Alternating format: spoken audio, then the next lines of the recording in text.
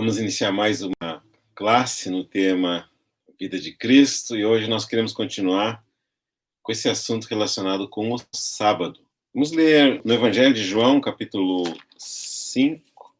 João, capítulo 5, versículo 1.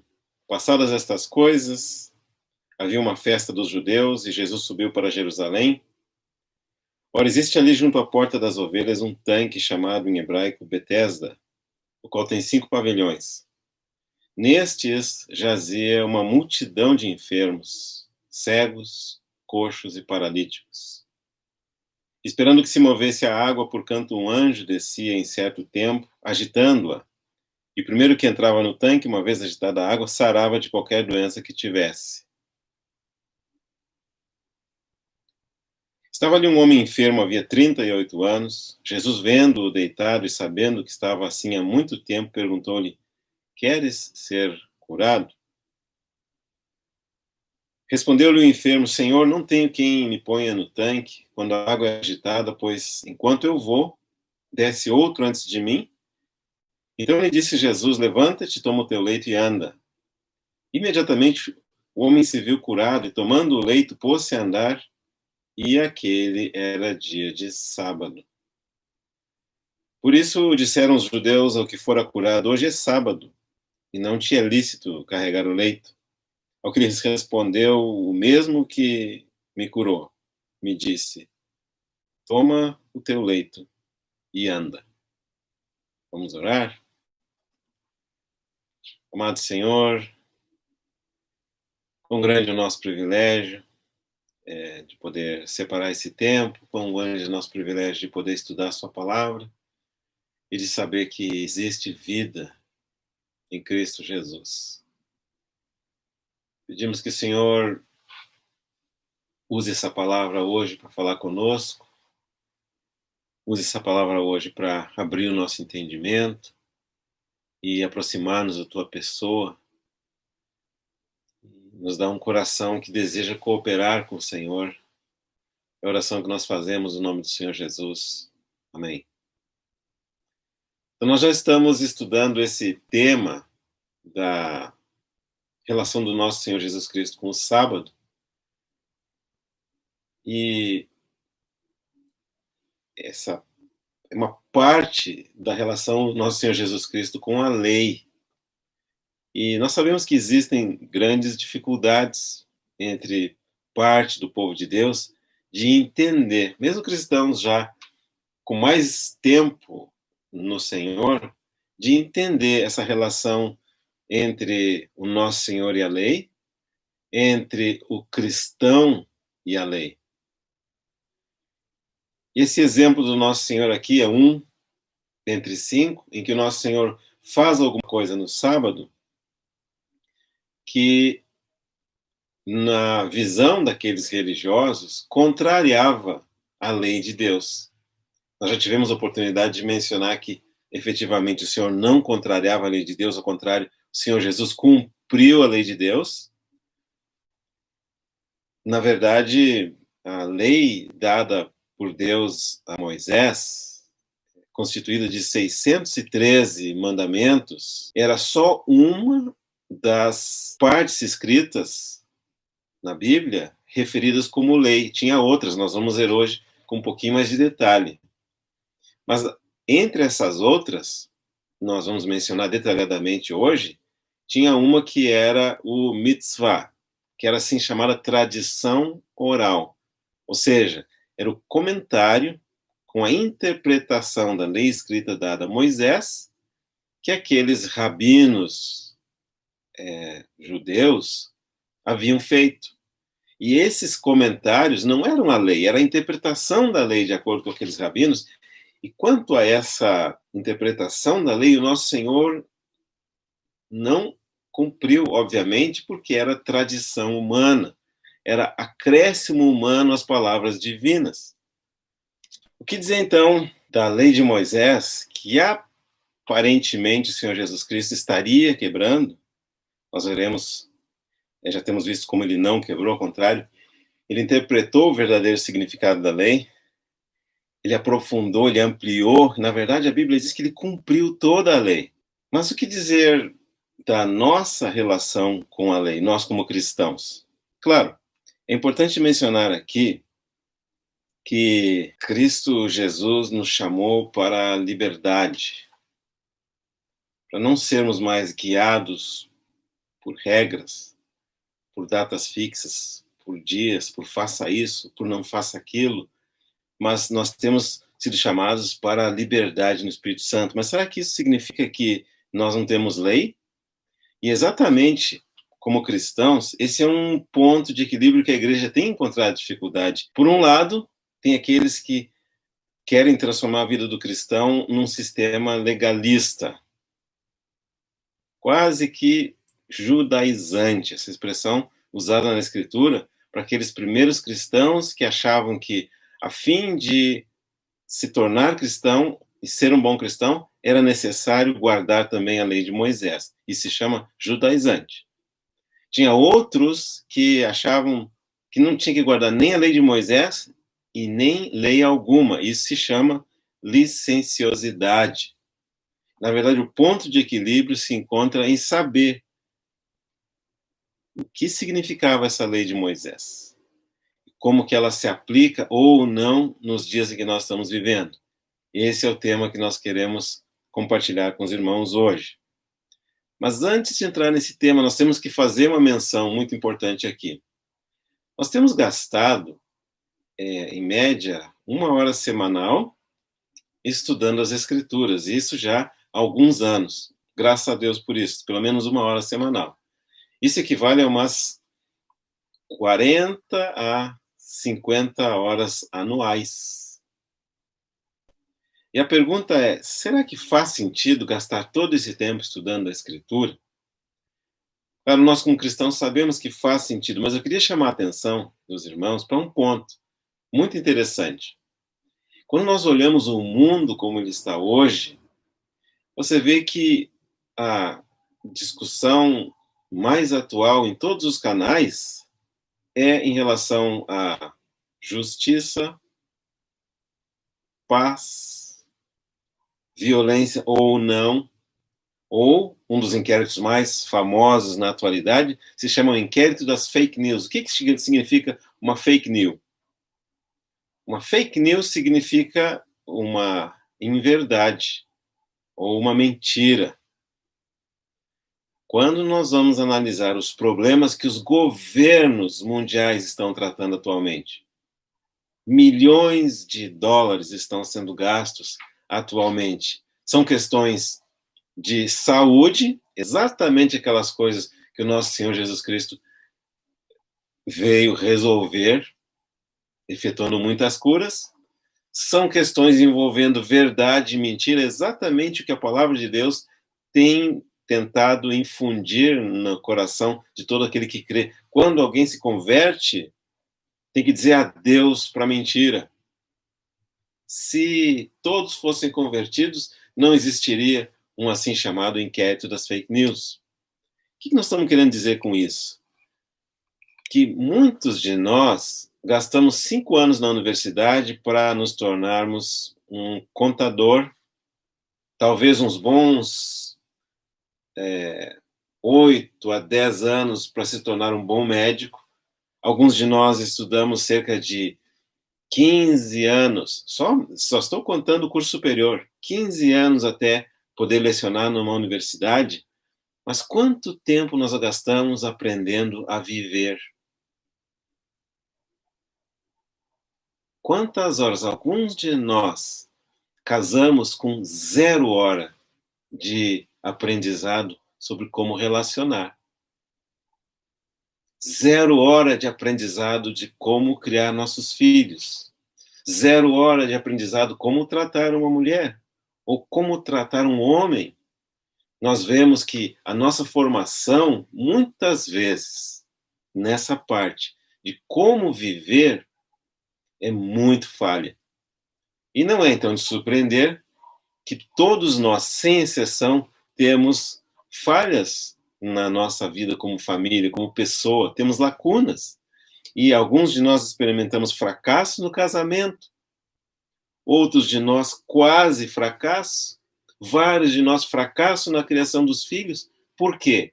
Tudo porque falta para nós luz da palavra de Deus para regular o nosso comportamento, para nós aprendermos como viver uma vida de acordo com aquele que é o Criador da vida. Daí a importância desse tempo que nós gastamos estudando a Escritura. Daí a importância de deixar que essa palavra de Deus permeie a nossa vida e mude a nossa vida. E, acima de tudo, deixar que essa palavra de Deus revele o Filho de Deus no nosso coração. E quando ele é revelado no nosso coração, por meio da fé, essa vida, ela vai se expressar e vai se manifestar de acordo com a lei e de acordo com a vontade de Deus. Daí a importância do tema que nós estamos estudando. Primeiro ponto, então, que nós queremos mencionar hoje é que nós, de acordo com o Novo Testamento, já não estamos mais debaixo da lei. Abra comigo em Romanos, no capítulo 6, versículo 14. Porque o pecado não terá domínio sobre vós, pois não estáis debaixo da lei, e sim da graça. Essa é uma palavra que descreve a situação em que nós, como cristãos, agora estamos. Nós não estamos mais debaixo da lei, e sim estamos debaixo da graça.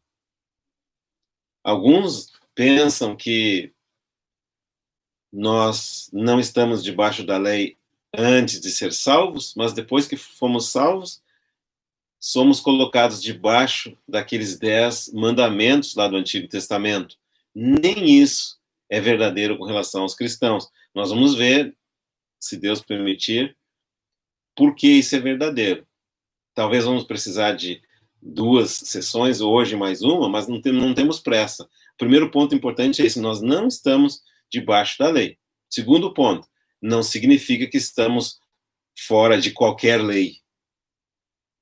Mas, antes de entendermos o que significa não estar debaixo da lei ou estar debaixo de outra lei, nós precisamos entender o que a Bíblia fala a respeito da lei. O que é a lei do ponto de vista bíblico?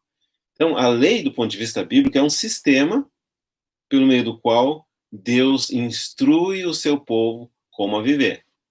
Tem uma distinção na lei no Antigo Testamento.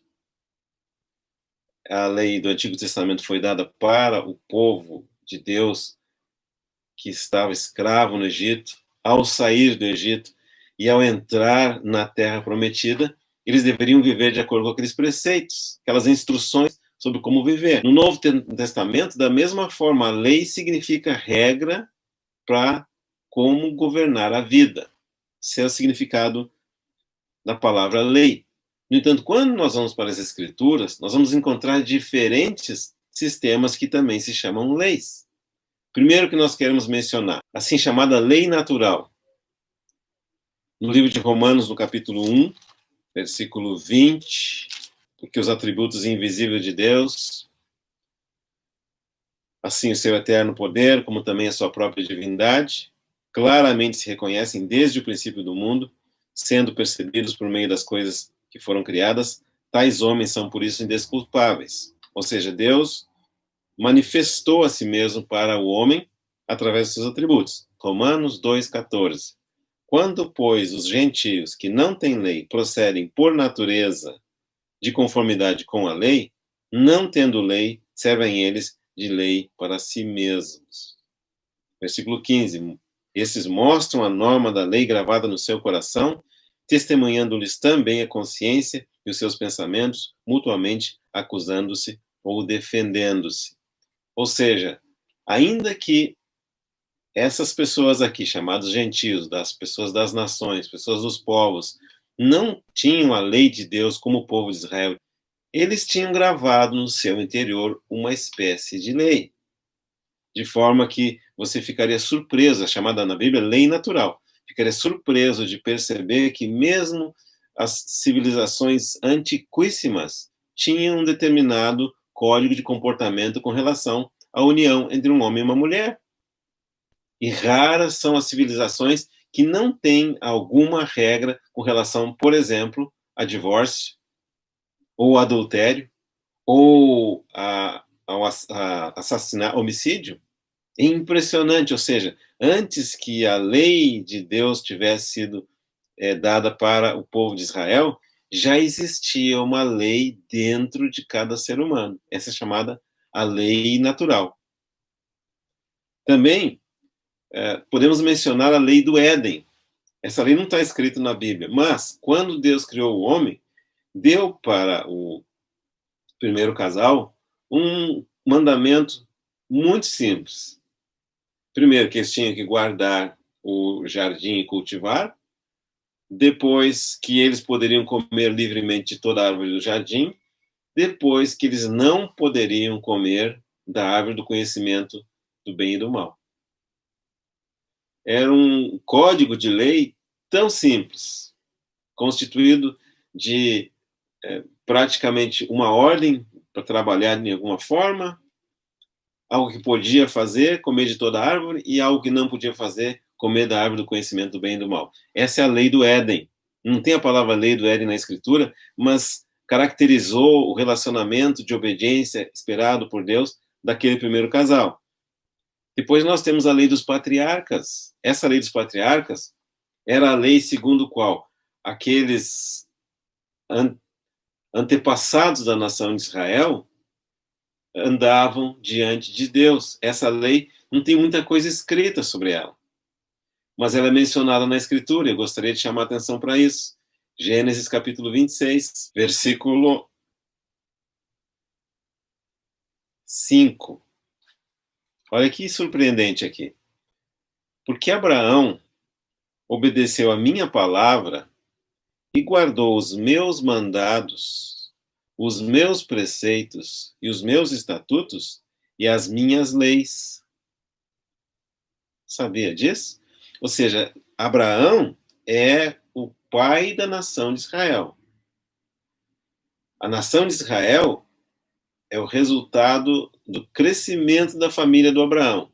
A Bíblia conta a história do Abraão, do seu filho Isaac, do seu filho Jacó, do qual vieram 12 filhos. Esses 12 filhos e suas famílias se transformaram em 12 tribos, até que, depois de 400 anos de residência no Egito, essas 12 tribos se formaram a nação de Israel.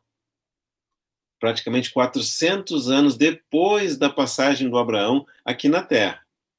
E esses 400 anos após a passagem do Abraão aqui na Terra, aí que o Moisés teve aquela experiência de encontrar a Deus na sarça ardente. Depois disso, recebeu a lei de Deus lá no Monte Sinai.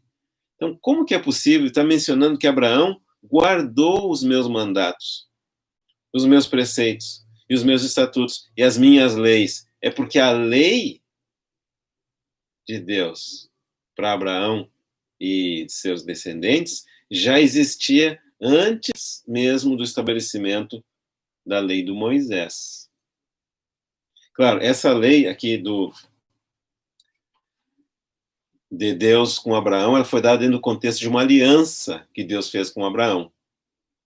Nesse capítulo mesmo 26 de Gênesis está escrito o seguinte: sobrevindo fome à terra, além da primeira vida nos dias de Abraão, foi Isaque a Gerar, avistar-se com Abimeleque, rei dos filisteus. Apareceu-lhe o Senhor e disse: não desças ao Egito, fica na terra que eu te disser, habita nela, e serei contigo, e te abençoarei, porque a ti e a tua descendência darei todas essas terras, e confirmarei o juramento que fiz a Abraão. Que juramento é esse? Um trato que Deus fez com Abraão de que ele seria uma bênção para todas as nações da terra. Dentro desse trato, ele seria uma bênção se ele, independente dele obedecer ou não, ele estava dentro desse trato de ser com Deus. Mas aqui fala que ele obedeceu. Antes da lei de Moisés, temos o registro de uma lei que o Abraão obedeceu. Nós vamos chamar essa lei da lei dos patriarcas. Em Josué, capítulo 8, versículo 31, como Moisés, servo do Senhor, ordenou aos filhos de Israel segundo o que está escrito no livro da lei de Moisés. A saber, um altar de pedras toscas sobre o qual não se manejar instrumento de ferro. Sobre ele ofereceram holocaustos ao Senhor e apresentaram ofertas pacíficas. Então aqui uma menção da assim chamada lei de Moisés, que foi toda aquela palavra de Deus dada para o Moisés lá no Monte Sinai. Sendo que essa lei era constituída, eles conseguiram dividir ela em 613 mandamentos, 365 negativos, 248 positivos, e essa lei, ela tinha como característica o seguinte: se o povo de Israel guardasse essa lei, seria abençoado. Se o povo de Israel desobedecesse essa lei, seria amaldiçoado. Uma lei condicional, bênção condicional. E essa lei, ela tinha 3 áreas maiores de abrangência. Era uma lei que falava, então, de um aspecto moral, basicamente envolvidos nos 10 mandamentos, um aspecto cerimonial, praticamente todo o livro de Levítico e alguns capítulos do livro de Êxodo, e um aspecto civil. Você vai ver que essa lei tinha regulamento para tantas coisas da vida civil daquele povo. Como agir em determinadas circunstâncias, como aplicar a lei. Então, essa era a lei do Moisés. Vamos ver depois que embora tenha essas 3 esferas de abrangência, era uma única lei. Não eram 3 leis e nem uma divisão que costuma se fazer, que nunca aparece na Bíblia, a lei cerimonial, a lei moral e a lei civil. Não, é toda ela uma mesma lei, embora tenha abrangência para aspectos diferentes. Vemos que a Bíblia menciona também a lei humana. Evangelho de Lucas, capítulo 20, versículo 22. É lícito pagar tributo a César ou não? E aí o Senhor vai responder para ele, mas Jesus, percebendo-lhe o ardil, respondeu: mostra-me um denário, de quem é a efígie e a inscrição? Prontamente disseram: de César. Então lhes recomendou Jesus: dai, pois, a César, que é de César. Essa lei do pagamento do tributo não é nem a lei natural, nem a lei do Moisés, nem a lei do Abraão, mas é uma lei da nação aonde eles se encontravam. Atos capítulo 19, temos a mesma exemplo de uma lei humana, que também aparece na Bíblia. Atos 19, 38. Portanto, se Demétrio e os artífices que o acompanham têm alguma queixa contra alguém, há audiências e procônsules que se acusem uns aos outros. Então, o que nós estamos vendo aqui? A existência na Escritura também da lei humana. E aqui vem uma primeira dúvida que os irmãos têm com muita frequência.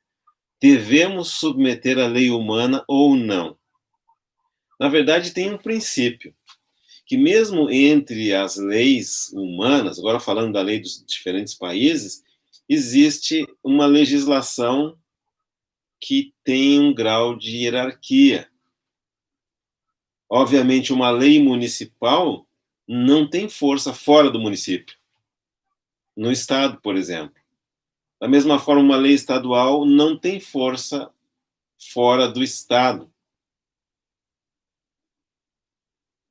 E, obviamente, a lei federal tem vigência sobre todo o território de uma determinada nação. Então, o que nós queremos dizer com isso? Quando há um conflito entre uma lei municipal e uma lei estadual, qual lei prevalece? Obviamente, a lei do Estado, porque o município está incluído no Estado, correto? E quando há um conflito entre uma lei federal e uma lei municipal, de novo, a lei federal tem prerrogativa sobre a lei estadual e sobre a lei municipal, sem dúvida nenhuma. E quando há um conflito entre uma lei dessa que nós estamos mencionando, humana, seja estadual, municipal ou federal, em conflito com uma lei divina, não há dúvida que nós devemos obedecer à lei divina. Atos capítulo 4. Eu acho que isso aí pode tirar algumas dúvidas de alguns irmãos. Atos capítulo 4, versículo 19. Mas Pedro e João lhes responderam: julgai se isso é justo diante de Deus, ouvir-vos antes a vós outros do que a Deus. Aqui no caso, eles tinham recebido uma lei do Sinédrio que lhes proibiram de falar o nome do Senhor Jesus. O início da resposta do Sinédrio, que era uma espécie de conselho de autoridade religiosa entre os judeus, capítulo 4, vai falando o seguinte: que faremos com estes homens? Pois, na verdade, é manifesto a todos os habitantes de Jerusalém que um sinal notório foi feito por eles e não o podemos negar. Mas, para que não haja maior divulgação entre o povo, ameacemos-nos para que não mais falarem neste nome a quem quer que seja. Aqui um exemplo de uma lei humana que contraria a lei divina, que nos ordena a falar, sim, do Senhor Jesus. Nesse caso, em conflito desse tipo, a qual lei nós devemos obedecer? Sem dúvida nenhuma, a lei de Deus, e não a lei dos homens. Tem mais uma lei que eu gostaria de mencionar, a lei do reino. Essa lei também não está escrita, assim como a lei lá dada para o Adão, não aparece a lei dada ao Adão, não tem um versículo na Bíblia que fala a lei do reino, mas tem muitos versículos que falam do que é aceitável ou não no reino de Deus. Fala, por exemplo, que os adúlteros não entrarão no reino de Deus. Fala, por exemplo, que os homossexuais não entrarão no reino de Deus. Essa é a lei do reino. Mas não é, em muitos casos, a lei humana. Em determinados lugares, esses comportamentos têm aceitação como que sendo normais.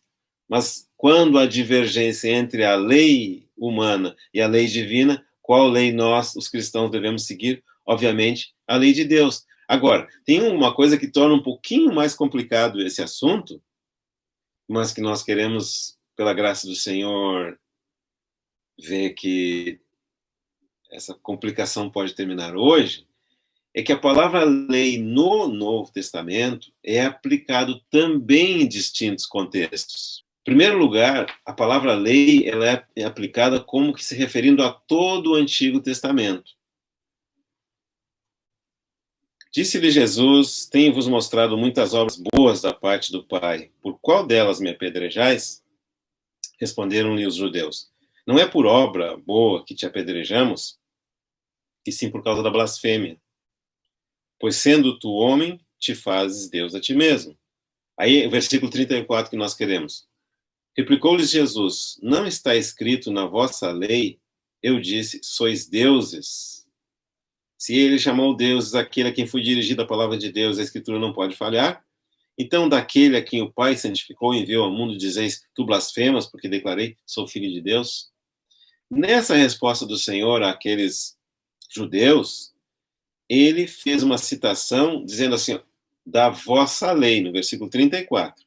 Mas quando você vai lá no Antigo Testamento procurar onde está esse versículo, não vai encontrar entre os 10 mandamentos, também não vai encontrar no livro de Levítico, nem no livro de Êxodo, mas vai encontrar no livro de Salmos. Abre comigo no Salmo 82. Eu disse, sois deuses, sois todos filhos do Altíssimo. Então aqui é um exemplo da palavra lei, empregada no Novo Testamento, para se referir a uma porção da Bíblia que não se encontra naquela lei de Moisés, ou seja, a palavra lei no Novo Testamento era também aplicado como se referindo a todo o Antigo Testamento. Em Lucas 24, versículo 27, diz o seguinte: e começando por Moisés, discorrendo por todos os profetas, expunha-lhes o que a seu respeito constava em todas as Escrituras. Ok, todas as Escrituras. Agora você vai no versículo 44, desse mesmo Lucas 24. A seguir, Jesus lhe disse: são estas as palavras que eu vos falei, estando ainda convosco. Importava se cumprisse tudo o que de mim está escrito na lei de Moisés, e nos profetas e nos salmos. No versículo anterior, o nosso Senhor referiu-se à lei, usou a palavra lei para referir-se a todo o Antigo Testamento. Nesse versículo aqui, usa a lei para referir-se somente a uma terça parte do Antigo Testamento, que é a lei de Moisés, ou 5 livros de Moisés. A lei de Moisés. Em João 8:5, e na lei nos mandou Moisés que tais mulheres sejam apedrejadas. Está se referindo a um dos 5 livros do Moisés.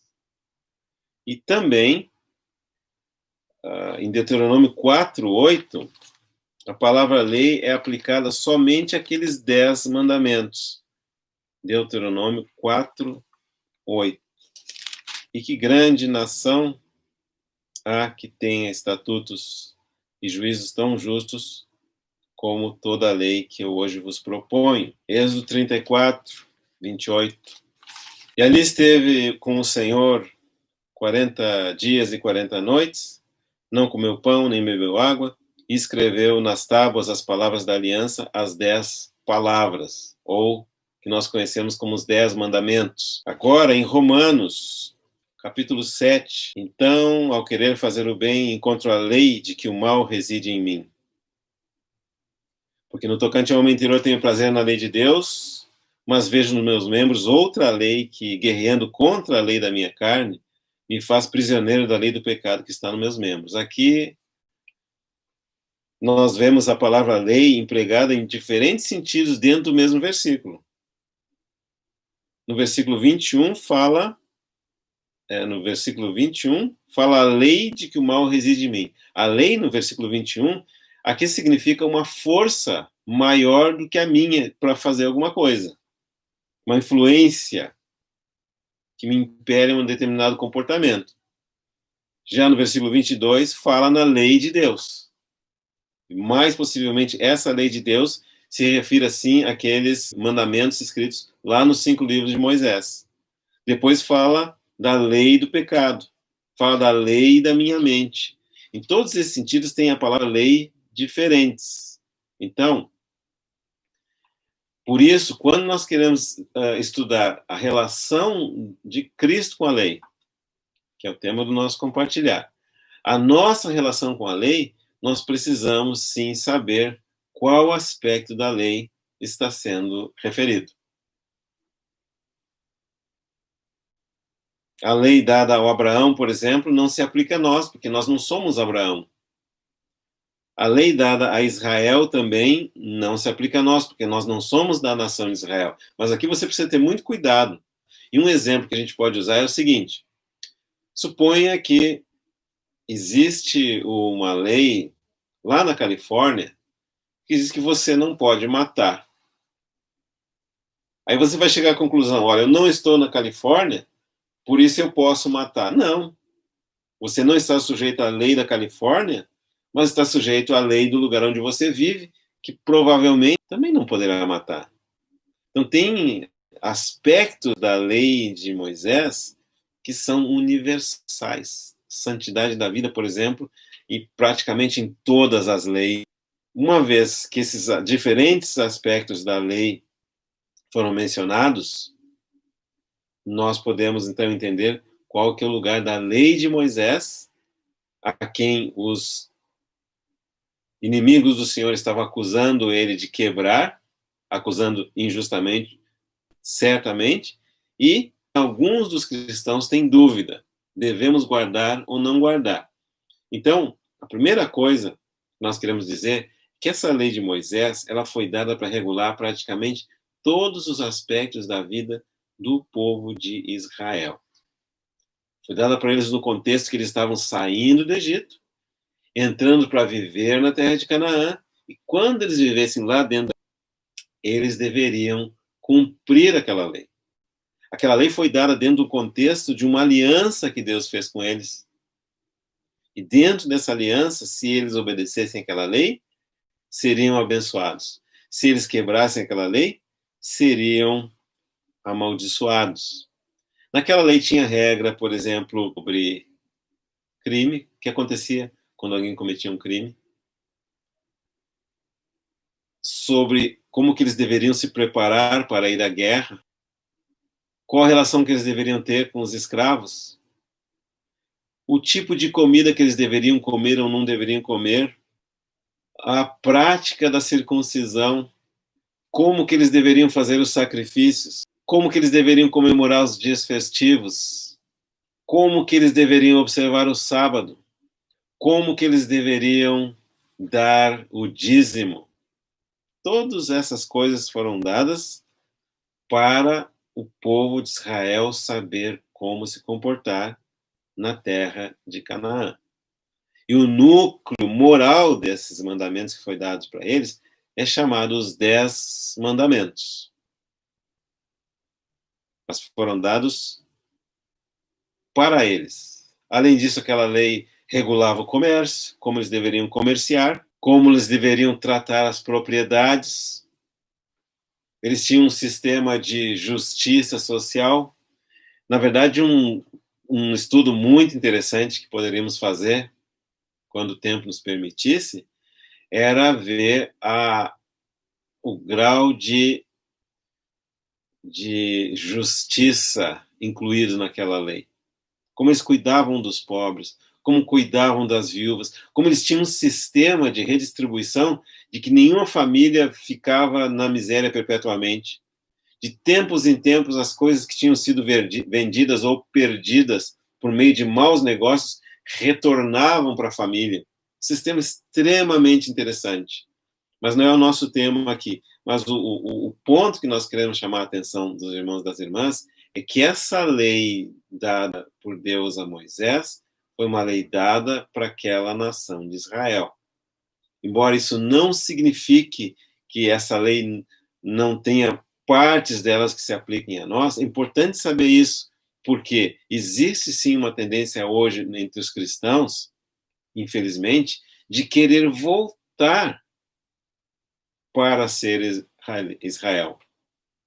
Deus não quer que nós sejamos Israel, nesse aspecto aqui. Deus quer que nós sejamos igreja. Veremos que a lei que rege o cristão é uma lei muito mais bonita, muito mais rígida também, muito mais maravilhosa, porque junto com essa lei que rege o comportamento do cristão, como nós veremos adiante, Deus dá a graça e a capacidade de obedecê-la, porque é uma lei que, de acordo com a Escritura, ela vai, quando Deus nos dá a vida em Cristo Jesus, essa vida é uma vida que tem satisfação em andar na lei de Deus. Como que nós sabemos disso? Por causa da vida de Cristo que nós estamos estudando. Você olha a vida de Cristo e não tem a impressão que para ele cumprir a lei é algo pesaroso. Por que que não é? Porque ele ama a lei de Deus. A Bíblia diz que a lei de Deus é boa, é perfeita e agradável, e mesmo aquela lei de Moisés que se tornou um peso para os judeus, para o nosso Senhor Jesus Cristo, foi o alvo da vida dele andar em obediência àquela lei. E quando nós cremos em Cristo Jesus, ele coloca em nós uma vida que vive de acordo com a lei superior que é dada no Novo Testamento, que é muito mais bonita, muito mais ampla, muito mais profunda. Mas, de qualquer forma, a lei de Moisés foi dada para o povo de Israel com a finalidade de que eles andassem de acordo com Deus lá no Antigo Testamento. Fundamento da lei de Moisés, aliança de Deus com aquele povo. Característica da lei de Moisés, que se alguém obedecesse era abençoado, se não obedecesse era amaldiçoado, e nisso reside uma fraqueza dessa lei. Não por causa que a lei é fraca, mas por causa que aqueles recipientes da lei eram fracos. A lei é boa, a lei era perfeita, a lei era santa, mas o povo não conseguia obedecê-la. Mas graças a Deus, um dia veio nosso Senhor Jesus Cristo e ele sim cumpriu toda aquela lei. todos os aspectos. No aspecto moral, evidentemente, o nosso Senhor Jesus Cristo obedeceu a lei do início ao fim, todos os mandamentos, aquele núcleo de 10 palavras morais, o Senhor Jesus Cristo obedeceu completamente. No aspecto cerimonial, todas aquelas cerimônias prescritas na lei, especialmente parte final do livro de Êxodo e todo o livro de Levítico, o Senhor Jesus Cristo cumpriu na sua vida. Todos aqueles sacrifícios escritos na lei que requeriam que o pecador apresentasse a fim de poder adorar a Deus e estar na presença de Deus, o Senhor Jesus Cristo cumpriu em si mesmo, sendo ele o verdadeiro sacrifício. Quando lá na lei de Moisés tinha um animal inocente sendo sacrificado por causa do pecado do povo, o nosso Senhor Jesus Cristo foi aquele verdadeiro cordeiro que derramou seu sangue para nos limpar dos nossos pecados, para pagar o nosso pecado e abrir um caminho de comunhão com Deus. E, evidentemente, na lei, no que se refere à lei civil, que regia o comportamento dos israelitas entre si, dentro daquela sociedade, o Senhor Jesus Cristo também cumpriu ela todinha. E com isso o Senhor deu fim naquela lei, que era uma lei que não era boa o suficiente para ajudar um povo fraco como o povo judeu. E, evidentemente, não é boa o suficiente para ajudar a mim e a você, que temos as mesmas fraquezas. Por isso, o Senhor é o fim da lei. Terminou a lei ali. Ele cumpriu toda ela, a favor do judeu e também a nosso favor. Com qual finalidade? Para que, uma vez que ele cumpriu toda aquela lei, em nosso favor, pagou o necessário para que nós pudéssemos ter reconciliação com Deus, agora nós podemos ter a vida de Deus, e essa vida de Deus é uma vida que vai andar na lei. Mas qual lei? A lei do Novo Testamento. Essa lei tem vários nomes. Nós gostaríamos de mencionar alguns desses nomes. Tiago, capítulo 1, versículo 25. Mas aquele que considera atentamente na lei perfeita, lei da liberdade, e nela persevera, não sendo ouvinte negligente, mas operoso praticante, esse será bem-aventurado no que realizar. Aqui, o Tiago está dizendo em relação à palavra de Deus. Tiago, no capítulo 1, versículo 19, vai dizer assim, ó: Sabeis estas coisas, meus amados irmãos? Todo homem, pois, seja pronto para ouvir, tardio para falar, tardio para se irar. Aqui fala do fato de que nós temos 2 ouvidos e uma só boca, né? Que é para ouvir o dobro do que a gente fala. Infelizmente, a grande maioria de nós, fala 3 ou 4 vezes mais do que ouve. Tardio para se irar, não é para ser estupim curto. Porque a ira do homem não produz a justiça de Deus. Portanto, despojando-vos de toda a impureza e acúmulo de maldade, acolhei com mansidão a palavra que em vós é implantada, a qual é poderosa para salvar a vossa alma. Tornai-vos, pois, praticantes da palavra, e não somente ouvintes, enganando-vos a vós mesmos, porque se alguém é ouvinte da palavra e não praticante, assemelha-se ao homem que contempla num espelho seu rosto natural, pois a si mesmo se contempla e se retira e para logo se esquece de como era a sua aparência. Mas aquele que considera atentamente na lei perfeita, agora chama a palavra de Deus de lei perfeita, fala da lei da liberdade e nela persevera, não sendo ouvinte negligente, mas operoso praticante, esse será bem-aventurado no que realizar. Gálatas, no capítulo 6, versículo 2: Levai as cargas uns dos outros, e assim cumprireis a lei de Cristo. Romanos, capítulo 8, versículo 2: Porque a lei do Espírito da vida em Cristo Jesus te livrou da lei do pecado e da morte. O que nós estamos vendo com isso, então? Que a lei de Moisés não se aplica a nós, nada dela. Ao mesmo tempo, existe a lei no Novo Testamento, a lei perfeita, a lei da liberdade, a lei de Cristo, a lei do Espírito da vida, que contém na sua totalidade todos aqueles mandamentos importantes da lei de Moisés que deveriam ser observados. Se você quiser fazer esse estudo, procura na parte moral da lei de Moisés, chamados 10 mandamentos, aquelas 10 palavras, 9 deles você vai encontrar uma reafirmação no Novo Testamento. Vai encontrar o não matarás, vai encontrar o não adulterarás, vai encontrar o não à idolatria, não a adultério, não a mentira. Todos você vai encontrar no Novo Testamento e outros aspectos.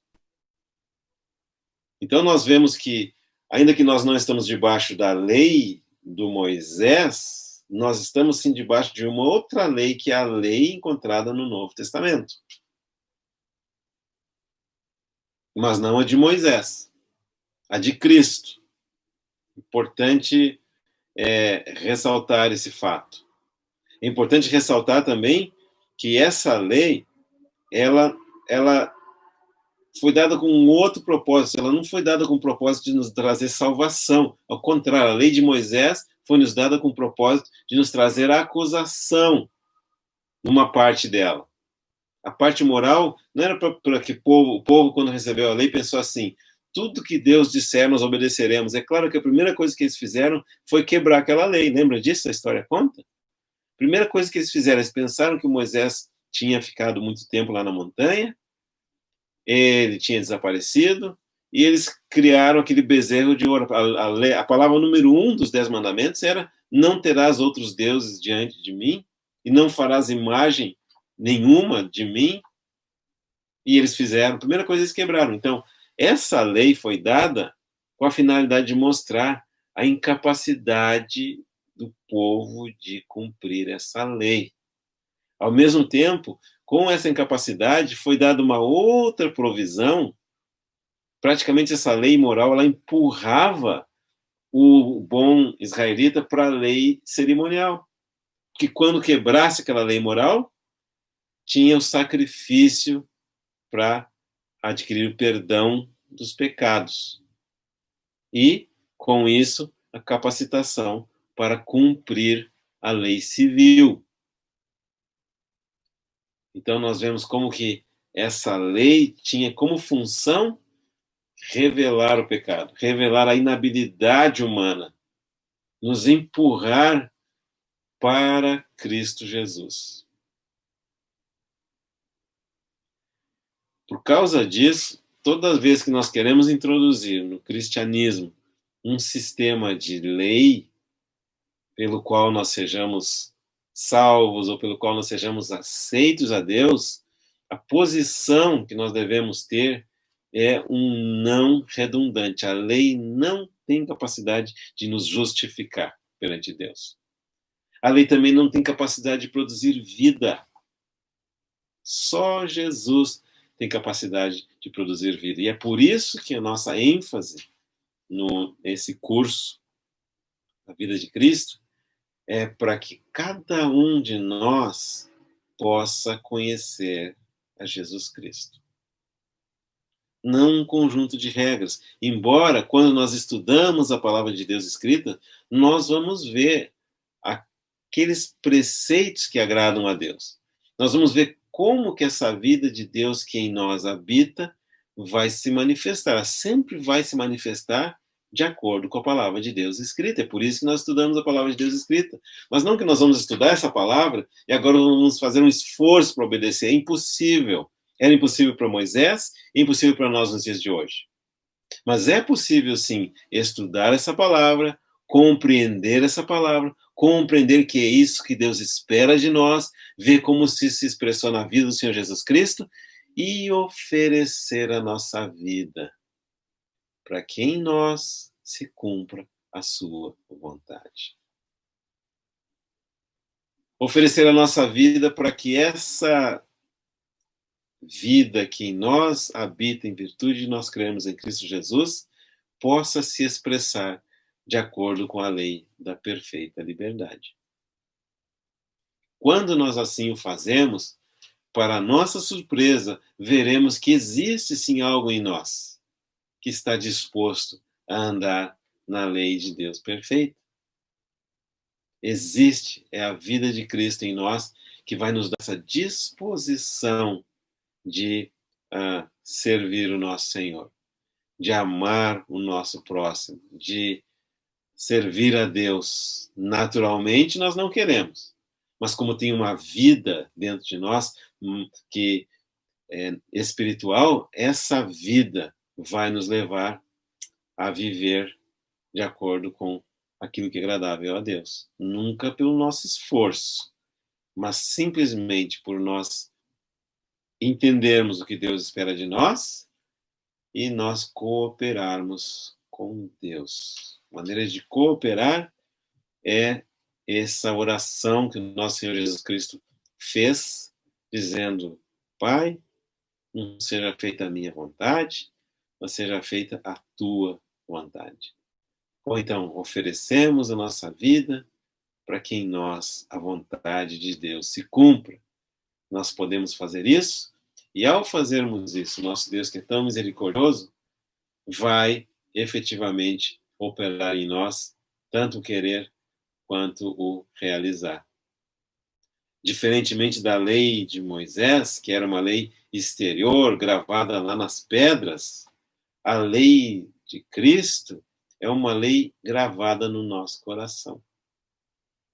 E quando nós sabemos desse fato espiritual, que Deus escreveu a sua lei no nosso coração, nós podemos buscar de lá a energia dada pela graça de Deus para andar de maneira agradável a Ele.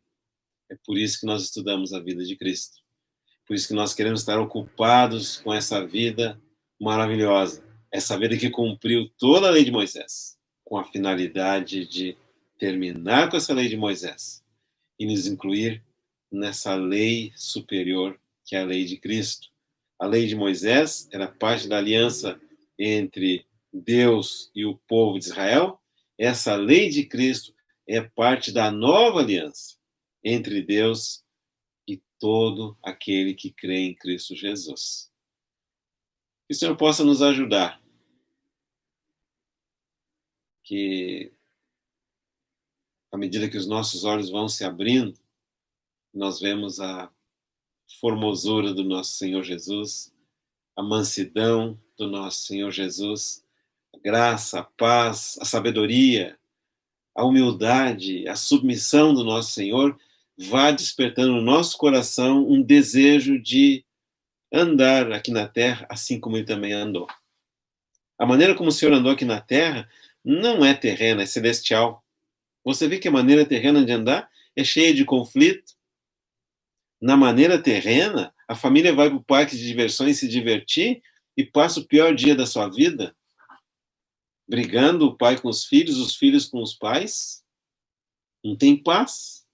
Mas a maneira celestial é cheia de paz.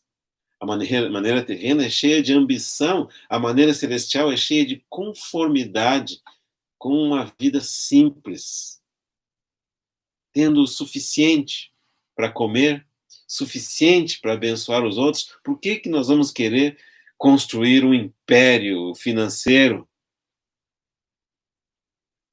A maneira celestial de viver é ter uma vida em paz, com uma só esposa. Porque você vai querer catar problemas. Graças a Deus que Ele tem aberto os nossos olhos. E nós esperamos que com esse estudo Ele desperte em nós esse desejo de andar aqui na Terra, de acordo com o padrão celestial. Não guardando amargura, não sendo fofoqueiro, fofoqueira, não mentindo, tendo paz dentro do nosso alcance, tudo isso que nós vemos na vida do Senhor Jesus Cristo. Que o Senhor possa ajudar os irmãos e as irmãs a voltarem para suas Escrituras, a olhar o nosso Senhor Jesus Cristo agindo, como ele é descrito nos Evangelhos, e deixar que essa vida nos empolgue, essa vida nos motive, e essa vida nos leve a oferecer-nos a Deus, para que na nossa vida a vontade dele seja realizada. Vamos terminar com uma palavra de oração?